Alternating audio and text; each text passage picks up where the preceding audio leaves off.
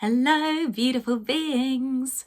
Nice to see you all. I was going to say happy Monday, but it's not Monday. My time schedule's a little bit off because we were away in Glastonbury doing a concert on Sunday and we came back late Monday. So I feel like today is Monday, but it's not, it's Tuesday. So happy Tuesday to you all. I wanted to just have like a little weekly kind of starting thing for you guys, sharing where I'm at, what I'm feeling, what's going on, because I think it's really important that we can all connect at the moment with how we're feeling, where we're actually at, what's going on for us. And so I wanted to start doing this for you guys and just sharing from that space of heart connection and love, where I'm at, and hopefully it will resonate with some of you and there might be some useful bits of information to help you all. I've just made my beautiful, this is a mixture, so I've really got into this drink recently, and it's a mixture of ceremonial grade cacao, and I combine that with either my CBD hot chocolate or my Awaken. Today it's the Awaken because I feel like I need that little lift. You know, when we went to an incredible friend's birthday, which was amazing, on Saturday, and then we had the concert on Sunday, which was just the energy of that was just unbelievable.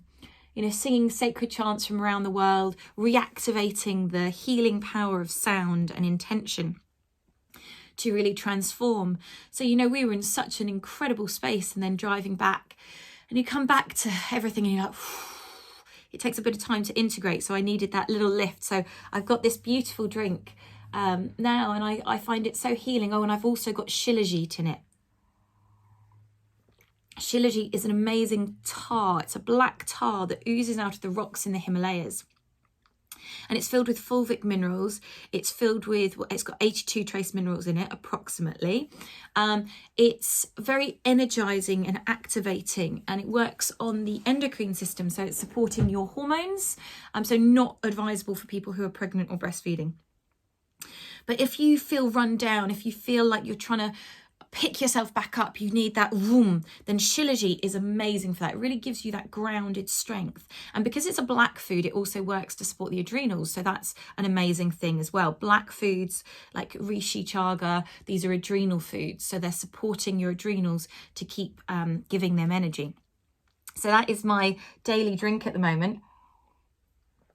The Awaken's got cinnamon in, so if I was doing the CBD hot chocolate, I'd also put cinnamon. Cinnamon goes really well with cacao, and maybe some cayenne pepper sometimes if I need a bit more of that oomph to it. So really, really beautiful drink. We're going to be serving that at my retreat this coming weekend. There's 3 of us putting it on, Janice, Catherine and myself, and I'm so excited. And we've got the amazing Canadian Sarah coming to do yoga and breath work as well. It's just going to be full power. So this week I'm getting everything ready, all the final bits prepared for that. A beautiful gift bag for everyone, preparing that so that everyone feels really loved and nourished on it. That's the aim of it, to really help people drop into that space. Yesterday I put out a post on Facebook about, in fact it was a naked post of me from behind walking down the street like this, and full bum out to the world. And it's really interesting. I wanted to talk about this a bit because it was a very interesting experience. I had a lovely friend, Gina, who is a model and also getting into photography, come and do some work with me. I really wanted to have someone help me express or capture this inner wild woman work that I'm doing at the moment, to help really capture it. So we didn't have any lights, we didn't use any filters. It was just, you know, me, myself and I and Gina. And it was such an amazing experience. I really loved it. There's something about getting naked that's so liberating and freeing.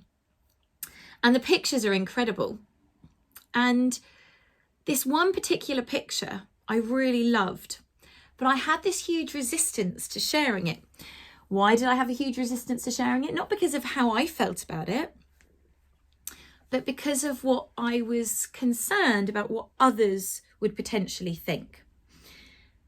So the first one was my husband. You know, I thought, oh God, is he not going to be happy with this because he's going to think I'm trying to do it to attract other people, which I'm not.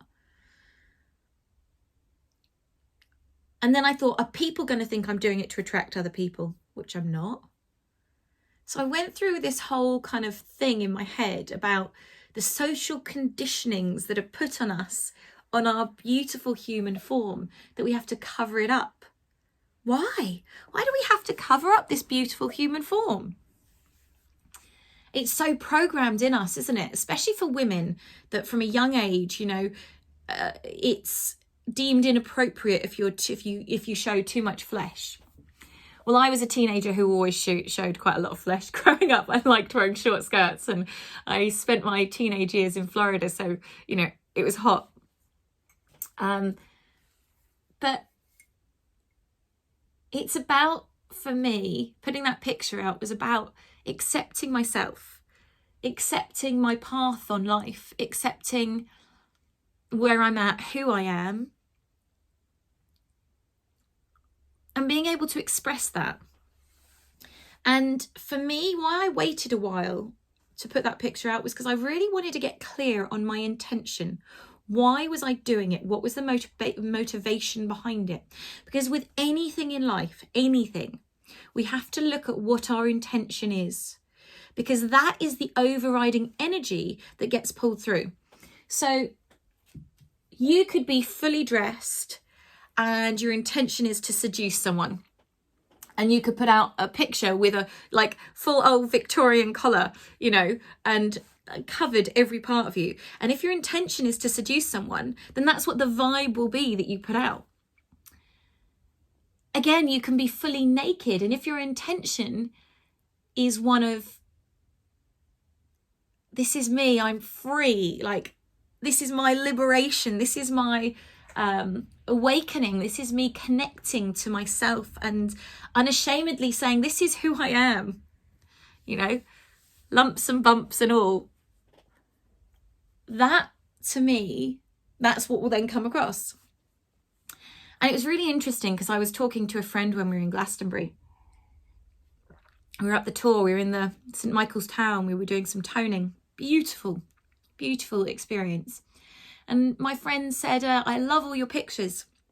He said, you know, it's been a really amazing thing. And he expressed how he saw them, and he had read my intention exactly right, which was so beautiful that, you know, our intention can come through. I love that. So thank you, Ben, for picking up on my intention. That was really good. So, you know, to be a wild woman, to awaken the wild woman, you don't have to get naked. It's not about that. But it's about getting comfortable in your own skin. And this is what it all boils down to for men and women. We have to get comfortable in our own skin. We have to get comfortable in our bodies. We have to remember who we are. We also have to remember that we're more than our body. We are this beautiful soul shining through. So that was, that's what I wanted to share with you, is that experience. And, you know, for me at the moment, I'm doing a lot of work on freedom. Freedom from myself, my limiting beliefs, freedom from social constraints, freedom from the perceived limitations being put on me. And I really realised this weekend that those limitations, those things that I perceive as blocking me, they're not blocking me. The only person blocking me, the only thing blocking me is myself. So at the moment, my journey on the wild woman is moving me to examine my limitations, my beliefs, where they've come from and why I've put them there. Are they a form of protection? Most probably, on some levels, but does that protection need to be there? Probably not. Is that protection helping me? Probably not. So it's about looking at these things, and it's not always easy, you know. At the moment, what I feel is happening, and it's happening hugely for me, is there's these huge highs of bliss and, you know, real opening and expansion, that like, And then the opposite extreme of the shadow, because the more light you bring in, the more you see all that shadow. And it's like, oh my God. But that's what this time's about. It's about us seeing that so we can shift it, so we can process it. If we're always ignorant of it, if we're always in that ignorance, how can we ever change? Well, we can't. So we can only change through the realization, through the understanding, through the seeing. But that isn't always easy.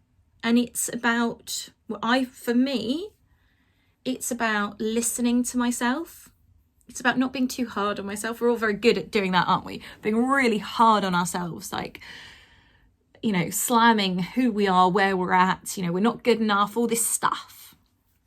So it's about doing that. But for me, there's a huge calling to have time away from everyone, from everything. And I'm now working on how I can do that. So what I really want, the vision that keeps coming to me, is have a little cabin in the woods with no one around, just animals and plants, and have, you know, a few weeks, a month would be amazing. That's not going to happen yet. To just integrate into myself and be that wild medicine woman connecting with nature, with nothing else. So we will see how that all plays out. But in my mind, I'm already there. And that's part of the journey, isn't it? For all of us, that's part of it. We have to project ourselves to the space we want to be, because then that allows that reality to come in. So I'm really looking forward to this weekend. We go Friday morning and we run this retreat till Monday lunchtime, for creating a bit of that energy, a bit of that space for people to drop into themselves and to really just before the solstice, you know, the energy gets quite frantic and high, and we've just had an eclipse, which has been very intense. So people need that time to drop into themselves and to recharge, to nourish, so that we can go forward with that renewed sense of being, of connection, of oneness. So that's my ramblings for now. I'm sure there will be more ramblings at another point, but lots of love to you all. Hope you have a wonderful, wonderful week, and I will see you all soon.